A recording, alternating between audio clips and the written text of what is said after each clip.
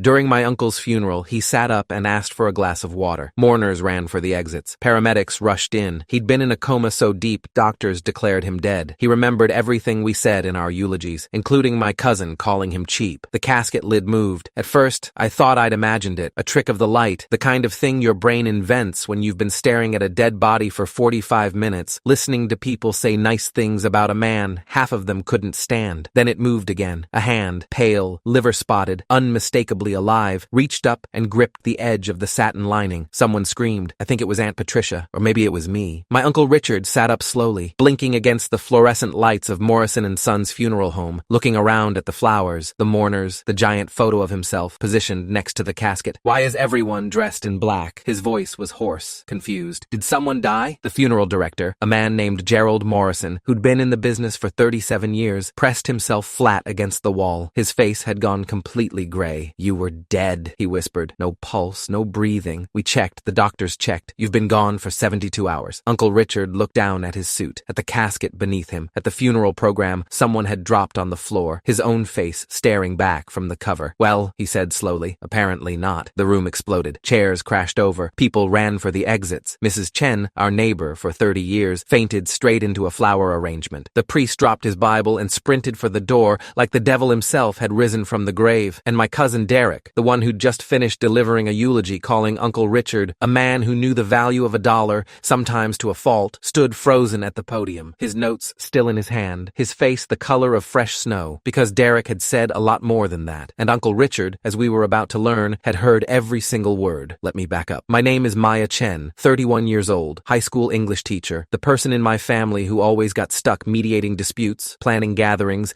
and delivering bad news because I was good with words. Uncle Richard was my father's older brother, 73 years old, retired owner of Chen Industrial Supply, a company he'd built from nothing into a $12 million operation over 40 years. Widower, no children of his own, and, according to most of my family, the cheapest man who ever lived. This wasn't entirely fair. Uncle Richard was careful with money, yes. He drove a 15-year-old Honda Accord, clipped coupons until the day he died, wore the same rotation of polo shirts he'd bought in 1998, but he was also quietly generous in ways most people never saw. He'd paid for my college education, all 4 years, without ever telling anyone. When my dad's restaurant nearly went under in 2008, Uncle Richard wrote a check for $85,000 and called it a loan that he never collected. He donated anonymously to 3 different charities every Christmas. The problem was, the people who knew about his generosity weren't the ones who talked the loudest. The ones who talked were people like Derek Chen, my cousin, 35 years old, vice president of operations at Chen Industrial Supply, a position Uncle Richard had given him 8 years ago, despite Derek having no qualifications beyond sharing DNA. Derek drove a BMW, wore $400 shoes, took vacations to places I'd only seen in magazines, and complained constantly about how Uncle Richard never appreciated him, and how the old man was sitting on a fortune while family struggled. Derek wasn't struggling. Derek was living well beyond his means while skimming from the company. But I didn't know that yet. None of us did. Uncle Richard collapsed on a Tuesday evening. He was at home, alone, watching Jeopardy, his favorite show. The housekeeper found him the next morning, unresponsive on the living room floor. She called 911. Paramedics arrived within 7 minutes. They couldn't find a pulse. At Mercy General Hospital, Dr. Amara Okonkwo, attending physician, 23 years of practice, performed every test available. No brain activity, no heartbeat, no respiratory function. I'm sorry, she told my father at 3:47 p.m. on Wednesday. He's gone. Time of death, approximately 8:30 p.m. last night. She signed the death certificate herself. The funeral was scheduled for Saturday. 3 days to plan, notify relatives, and pretend that a family full of grudges and resentments could come together in grief. I should have known it wouldn't go smoothly. I just didn't expect the dead to have opinions about it. The viewing was Friday night. Uncle Richard looked peaceful in his casket. The funeral home had done good work. He looked like he was sleeping, not dead. The suit was his favorite, the navy one he'd worn to my graduation. Family filtered through all evening. My parents, my aunts and uncles, cousins I hadn't seen in years. Everyone said the appropriate things. He looked so peaceful. He lived a good life. He's with Aunt May now. And then there was Derek. I was standing near the guest book when he arrived. Late, as usual. Expensive suit, phone in hand, the look of a man who was putting in an appearance, not paying respects. He stood over the casket for maybe 30 seconds. Didn't say anything, just looked. Then he turned to his brother Kevin, my other cousin, equally entitled but less ambitious, and said something I couldn't quite hear. Both of them laughed. At a funeral, standing over their uncle's body, they laughed. I wanted to say something, should have said something, but I'd spent my whole life keeping the peace in this family, smoothing over conflicts, pretending pretending everything was fine. Old habits die hard. Some of us just don't die at all. The funeral was Saturday at 2 p.m. Morrison & Sons was packed. Uncle Richard had lived in this community for 50 years. He'd employed dozens of people, supported local businesses, been a fixture at the same coffee shop every morning since 1987. People came out of respect, out of habit,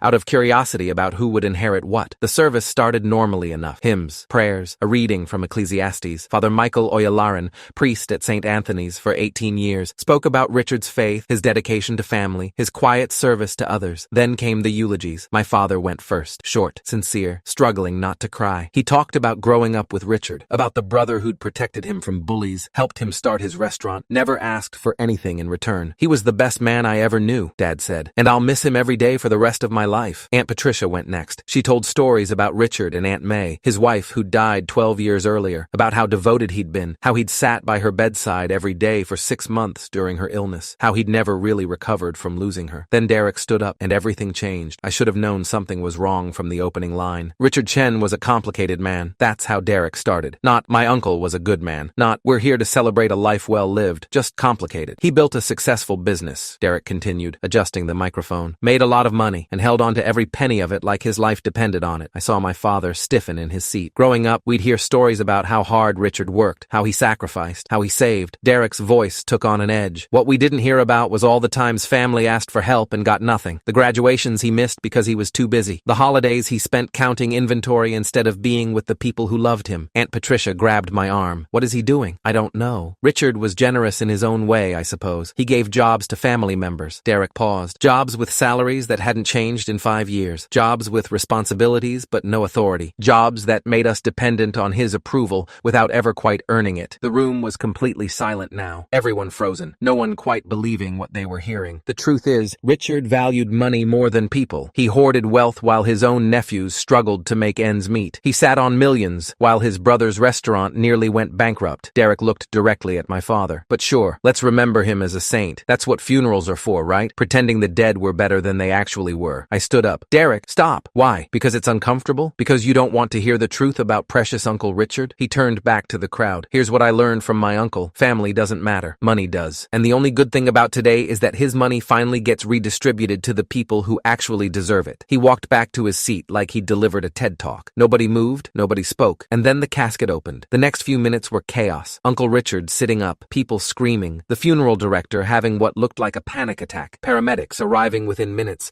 Someone had called 911 immediately. Through all of it, I couldn't stop staring at Derek. His face had gone through about 6 different colors. White, red, green, back to white. He looked like a man watching his own execution in slow motion. Because Uncle Richard, even as the paramedics checked his vitals and loaded him onto a stretcher, never took his eyes off his nephew. Derek, Uncle Richard's voice was weak but clear. Come to the hospital. We need to talk. Derek looked like he wanted to run. I saw him glance at the exit, calculate his odds, but 40 people were watching, including my father, including the lawyer who managed Uncle Richard's estate. He got in his car and followed the ambulance. At Mercy General, the doctors couldn't explain it. Dr. Okonkwo, the same physician who'd signed the death certificate, ran every test in the hospital's arsenal. CT scans, EKGs, MRIs, blood panels, everything came back normal. It's called Lazarus syndrome, she finally said, or something like it. Extremely rare. His body entered a state so profound that all vital signs appeared absent. We've documented maybe a handful of cases worldwide. So he wasn't actually dead? My father asked. Clinically, yes. His heart stopped. His brain activity ceased. By every medical definition, he was deceased. She paused. And yet here he is, fully conscious, fully functional. I don't have an explanation. I do, Uncle Richard said from his hospital bed. I was too stubborn to die before I found out what Derek's been doing to my company. Everyone turned to look at him. What are you talking about? Derek asked. His voice was too loud, too defensive. I heard everything, Uncle Richard said. At the funeral. Every word. Derek laughed nervously. Uncle Richard, you were dead. You couldn't have. I couldn't move, couldn't speak, couldn't open my eyes, but I could hear. His gaze locked onto Derek like a targeting system. Every single word. The room went silent. You gave quite a eulogy, nephew. Called me cheap. Said I valued money over family. Said the only good thing about today was that my money would finally go to people who deserved it. Derek's face drained of color. But that wasn't the most interesting part. Uncle Richard's voice got stronger. The most interesting part was after the service. When you and Kevin stood by my casket and talked about the company, I saw Kevin, who'd been lurking near the door, freeze. You thought no one could hear you. You talked about the invoices you've been faking for 3 years, the ghost employees you created, the expenses you padded, the salary you've been paying yourself on top of your actual salary. That's insane, Derek Derek stammered. You're confused. Whatever happened to your brain, it's making you $487,000. Uncle Richard's voice was ice. That's how much you've stolen from me. You said the exact number. Bragged about it, actually. Said the old fool never checked the books and now he never would. Derek's knees buckled slightly. He grabbed the bed rail for support. You said you were buying a Porsche next week. A 911 Carrera. Red. The same car you showed me pictures of last month and said you were thinking about getting. I don't know what you think you heard, but Derek. Uncle Richard smiled. It wasn't a kind smile. I've been awake for 2 hours. My lawyer has been busy. The door opened. Marcus Pemberton walked in. Estate attorney. 28 years of practice. The man who'd managed Uncle Richard's legal affairs since before I was born. He was carrying a thick folder. What is this? Derek's voice cracked. This, Marcus said, is the result of a forensic audit we initiated this morning. Every financial transaction at Chen Industrial Supply for the past 5 years, cross-referenced with employee records, vendor contracts, and expense reports. He opened the folder. Care to explain why 14 different vendors don't exist? Or why there are paychecks going to employees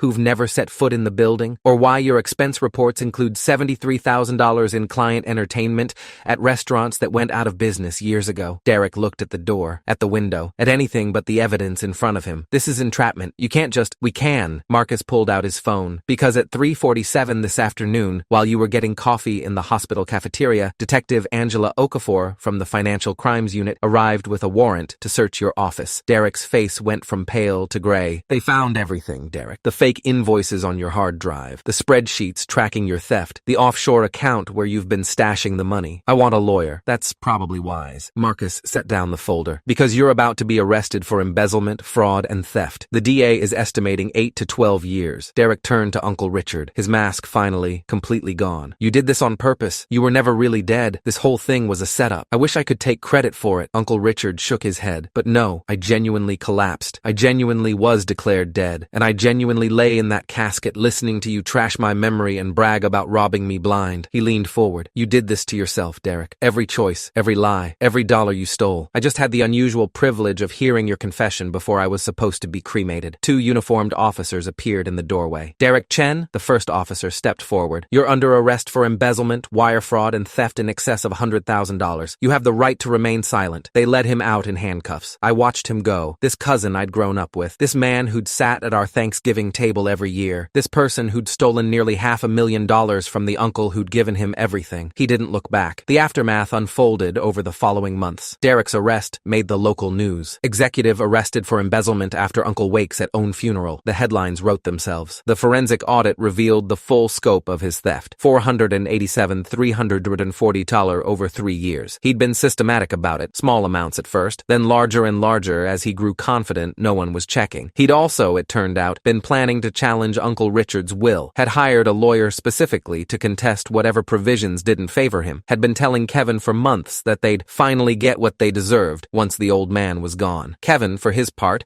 was implicated in some of the scheme. He'd signed off on several fraudulent invoices as a favor to Derek. His charges were lesser, accessory after the fact, failure to report, but enough to end his career at the company. The trial was swift. Derek's computer had everything. Spreadsheets tracking every fake invoice, emails coordinating with vendors who didn't exist, even a draft business plan for what he'd do with his inheritance after Uncle Richard died. He pleaded guilty to reduced charges, received 7 years in federal prison. Uncle Richard sat in the courtroom every day. I wanted him to see my face, he told me afterward. Every time he looked up, I wanted him to remember whose trust he violated. Are you satisfied? He thought about it. No, he was family. I gave him a job, a salary, a future, and he stole from me while smiling at Thanksgiving dinner. He shook his head. But I'm at peace with the outcome. That's different from satisfied. Uncle Richard lived another 4 years after his resurrection. The medical community never fully explained what happened to him. Dr. Okonkwo published a paper about it. Profound hypothermic response mimicking death in a geriatric patient. But even she admitted the case defied conventional understanding. Some things, she told me once, medicine can't explain. We just accept them and move on. Uncle Richard used those extra years well. He restructured his company, installing new oversight systems that would prevent anyone from doing what Derek had done. He increased wages for long-term employees, created a scholarship fund for their children, and he changed his will. The bulk of his estate went to charity, the same organizations he'd been supporting anonymously for years. A significant portion went to my father to pay back the loan that had never been a loan. Educational trusts for all the grandchildren in the family. Derek and Kevin got nothing, not a penny. Let them contest it, Uncle Richard said when he signed the documents. Let them explain to a judge why they deserve anything from a man they stole from and slandered. They never contested. They knew better. Uncle Richard died for real on a Thursday morning in October, 4 years after his funeral rehearsal. This time, there was no confusion. His heart gave out quietly in his sleep. The doctors confirmed it immediately. The funeral home, a different one, handled everything with appropriate caution. Check 3 times, my father told them. Then check again. They did. The second funeral was smaller, more intimate. No eulogies from estranged nephews. Just family and close friends gathered to say goodbye to a man who'd earned his rest. I spoke this time. Richard Chen taught me something important, I said, standing at the podium. He taught me that character is revealed in the moments when we think no one is watching, that integrity matters more than reputation, and that sometimes the universe gives us exactly what we need to see the truth, even if it takes a miracle to do it. I looked at the casket, closed this time, at his request. He also taught me to never ever talk badly about someone at their funeral, because you never know who might be listening. Nervous laughter rippled through the crowd. My father smiled through his tears, and somewhere, I like to think, Uncle Richard was smiling too. Derek got out of prison after 5 years, with good behavior. I heard he moved to another state, started over, changed his last name. Kevin drifted away from the family entirely. We don't speak anymore. The company Uncle Richard built still operates. Different management now. My father sits on the board, making sure the culture stays true to what his brother created. And every Thanksgiving, when we gather around the table, someone inevitably tells the story of the uncle who woke up at his own funeral. It gets more dramatic with each retelling. The scream that shook the windows, the priest who fainted, the nephew who turned white as a ghost. But the core of it stays the same. A reminder that the dead have ears. The truth has a way of surfacing,